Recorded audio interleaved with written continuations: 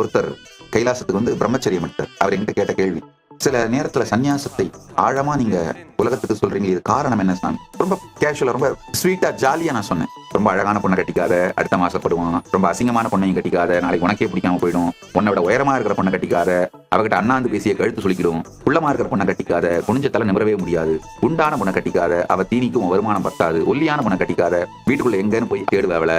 ரொம்ப படிச்ச பொண்ணை கட்டிக்காத, உன்னை மதிக்கவே மாட்டா. அதுக்காக படிக்காத பொண்ணை கட்டிடாத, நீ சொல்றது அவளுக்கு ஒன்றும் புரியாது. தம்பி சொன்னது புரிஞ்சுதா? புரிஞ்சுது சாமி, நல்லாவே புரிஞ்சுது.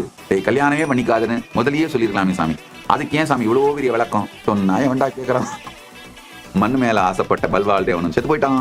பொண்ணு மேல ஆசைப்பட்ட பாகுபலியும் செத்து போயிட்டான். எது மேலேயும் ஆசைப்படாத கட்டப்பா தான் கடைசி வரைக்கும் இருந்தான் பார்ப்பா. போலித்தனமான கெட்டப்பா வாழ்றத கட்டப்பா வாழ்ந்துட்டு போயிடலாம்ல. போய்யா.